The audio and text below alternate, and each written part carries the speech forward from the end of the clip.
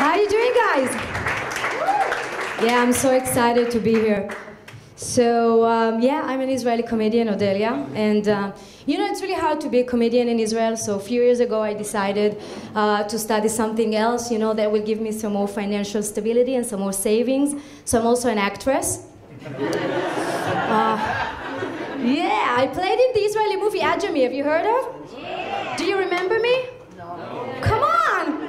I had two amazing scenes, and most of the people that saw the movie remember my role as like the Jewish girl that had sex with the Arab guy. But it's totally not true. We were just kissing, seriously. I mean, the sex was after we done shooting the movie. I can't believe that this movie reached the Oscar. It was so low budget movie. I mean, it's amazing. I was so low budget. I had to bring my own clothes, my own makeup, my own Arab. It's amazing. Thank you. It's just so annoying to be an actress in Israel. I mean, in Hollywood, you do one great movie and you become a star, right? In Israel, you do 10 great movies and you become a shift manager in McDonald's. So, I used to be so poor when I was studying acting. Seriously, I used to go out on dates because I was hungry. I actually still do.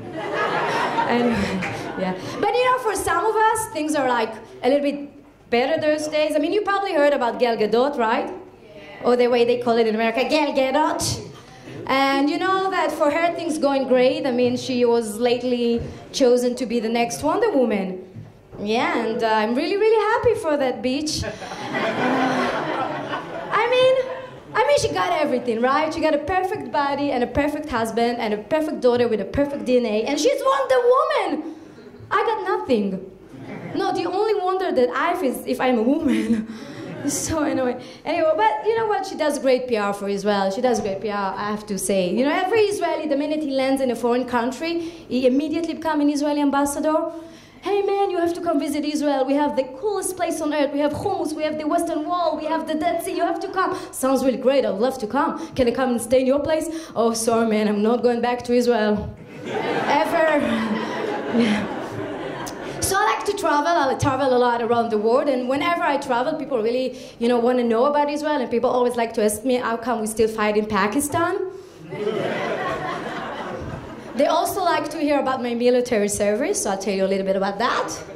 I was a fitness lieutenant.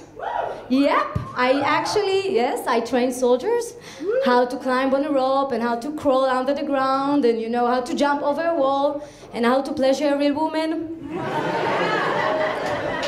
That was actually really nice telling guys what to do. That's the closest I've ever felt to being married. So as I mentioned here in a very gentle manner, I am single. Yeah, thank you. Well, if not money, then at least that mashalom. So, any couples around? I know Lenny asked, I know there's a couple over here married 7 years, right, over here? Any couples that are married for longer than that? 2 weeks. Hi, how are you doing, guys? 2 weeks. Hi, shut up. How long are you guys married for? 9 years. Wow, we have a winner. And we have a winner? Where? Do we have more than 9 years? 13. Wow, it's not a bingo. Okay, don't. 14. Yeah, that goes to the man over here. Yeah, 14 years. Wow, that's amazing. That's really close to the end. Cool. Yeah. Do you guys still remember the first minute you both knew this is it? It's not the same moment, right? I mean, for you it probably wasn't the first date, and you have this look that not yet. Well, no, you're great, you're great. So anyway, I'm single, and I would really, really love to, you know, meet someone, get married, have kids, get divorced. I want that, yeah. And I just recently turned 30. Yeah, exactly, a month ago. I turned 30, right? 3 years ago. Anyone here celebrated his birthday this year? Very cool audience, yeah. This is the first idiot. Anyway, just kidding. So, you know, it's really hard to be single women in Tel Aviv because the proportion between the single women to the single guys in the city is like 5-1. And he's usually gay. So lately I came up with this startup idea how to solve the single women crisis in the city, and I thought that all we have to do is peace in the Middle East, and that will open an unexplored market who've told rich sultans for us. Isn't that amazing? I like them Arabs. Yeah, and my mom is so straight about me being single. She's Moroccan. You know what is a Moroccan mom, right? Yes, it's like a Jewish mom from Long Island, you know, just cook better and with a mustache. I would love to marry a nice Jewish American guy. If there's any single Jewish American guys, please raise your hand. Yeah. Okay, I'd be more correct if you are a Jewish American guy with money. Woo! Yeah. Okay, I'll talk about it later. Anyway, no, you know what I like about you guys, American? You're gentlemen. Seriously, I was in New York a few months ago, and I went into a bar, and immediately a really nice guy came to me, and he was like, "Oh, what can I get you?" And I was like, "Oh, this is so nice. I would have green card." Yeah. And we went out on a date. And he picked me up from my hotel, and he opened the door car for me, and I didn't understand what he was doing. I was like, "Do you want me to drive?" And then we went to eat dinner in a very fancy restaurant, and and I ate a lot, and then we got the bill, and I was a little bit nervous because maybe he's a feminist, but then he took the bill to himself, and he was like, "Will you allow me?" And I was like, "Well, I don't think we have a choice. The bank will not allow me." Thank you.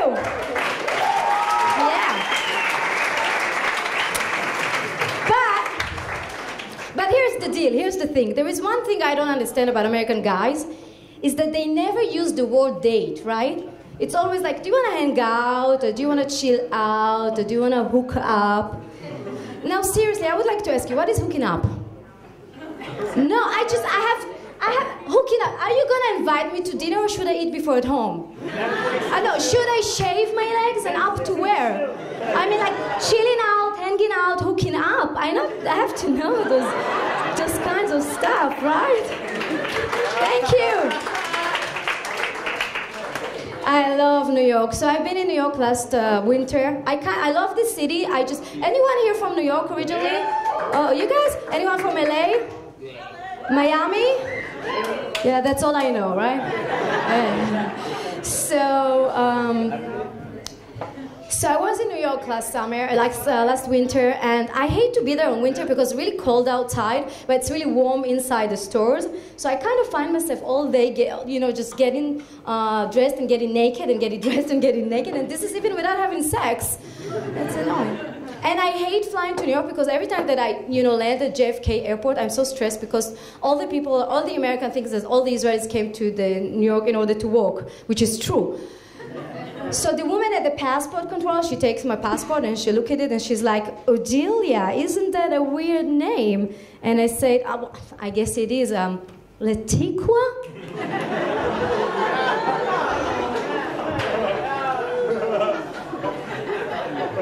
And then she asked me, "What do I do for a living?" And I didn't want to say that I'm a comedian because that's not a real job, so I said that I'm a stripper. And then, as an Israeli, I had to go through physical exam, and the guy over there, he went all over my body 4 times in a very intimate way, my breasts and my ass 4 times. Yes, I wanted more, but the rest of the guys just say no. Policemen in the USA are taking their job so seriously. So I rented a car and I drove to upstate New York, and a policeman stopped me for speeding. So I did what I do in Israel. I went out of the car and I tried to talk with him, and he was like, "Go back to the car, you're crazy and I'm going to arrest you." And I was like, "Calm down, okay? No need to be pissed off. I'm gonna put my shirt on, okay?" Come on. In Israel everything is negotiable, right? That's so, even with policemen, like last week, a policeman in Israel stopped me for speeding, and I tried to make him laugh. It didn't work, so I did the next thing that I know to do good after laughing, which is crying. So I was crying, and he was like, "Okay, don't cry. I'm gonna check on my computer. If you don't have any previous offenses, I'll let you go." But then, a few minutes, he came back, and he was like, "I'm sorry, it's written on my computer that you already cried twice." Yeah. But I love this city. I love New York. There's so many mentality differences between Israelis and Americans, right? Like, you guys are obsessed with standing in line. I was in Fifth Avenue. There's this huge line, huge line. I was so curious. I came to the last person in line. I was like, what is this line for? And he was like, I don't know, but isn't that exciting? Yeah.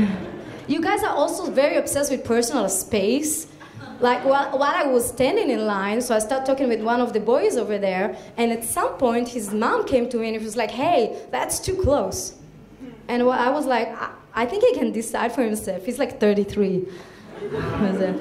Anyway, so yeah, like, you know, New York is weird. It's weird in many ways, but it's kind of fun, you know. All the people around the world wants to live the, you know, the American dream, but I just want to live the Israeli dream.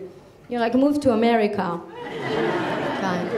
Yeah, because it's really hard to be single woman in Israel, and yeah, because when you're above 30, so you have no friends technically, so you kind of find yourself doing some ridiculous stuff, as you know, kind of going along with your parents to the Dead Sea.